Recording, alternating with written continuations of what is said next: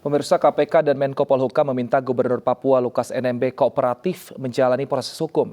Sementara itu PPATK mencium transaksi tidak wajar Lukas NMB yang mengalir ke kasino judi di Singapura senilai 560 miliar rupiah.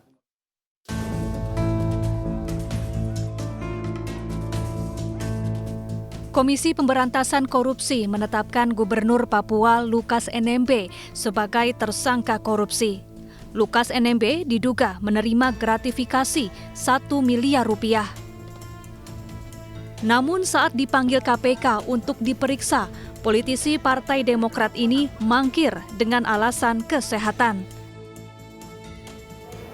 Selain itu, massa pendukung Lukas NMB di Jayapura, Papua melakukan perlawanan atas penetapan tersangka sang gubernur. KPK dan Menko Polhukam Mahfud MD meminta Lukas NMB kooperatif. KPK bahkan berjanji akan menghentikan penyidikan kasus ini jika Lukas bisa membuktikan dirinya tidak menerima gratifikasi.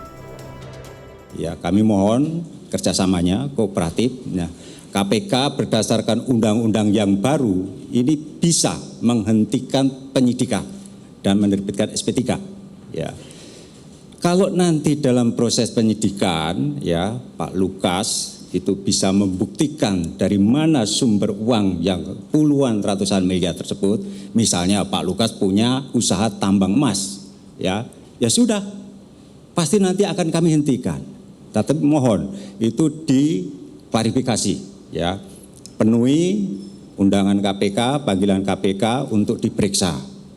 Kasus Lukas NMB bukan rekayasa politik, tidak ada kaitannya dengan parpol atau pejabat tertentu, melainkan merupakan temuan dan fakta hukum.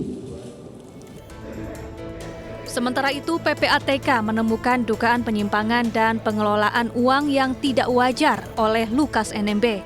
Salah satunya transaksi setoran tunai Lukas NMB di kasino judi senilai 55 juta dolar Amerika Serikat atau setara 560 miliar rupiah. Beredar pula sebuah foto yang diduga Lukas NMB di meja judi tersebar di media sosial. Hasil analisis sebanyak 12 hasil analisis kepada KPK, variasi kasusnya ada setoran tunai, kemudian ada setoran melalui nomini-nomini ya pihak-pihak lain, angkanya dari 1 miliar sampai ratusan miliar. Sebagai contoh teman-teman, sebelum dalam waktu singkat ini terkait dengan penghentian, salah satu hasil analisis itu adalah terkait dengan transaksi setoran tunai yang bersangkutan di kasino judi senilai 55 juta dolar atau 560 miliar rupiah. Itu setoran tunai dilakukan dalam periode tertentu. Bahkan ada dalam periode pendek setoran tunai itu dilakukan dalam nilai yang fantastis 5 juta dolar.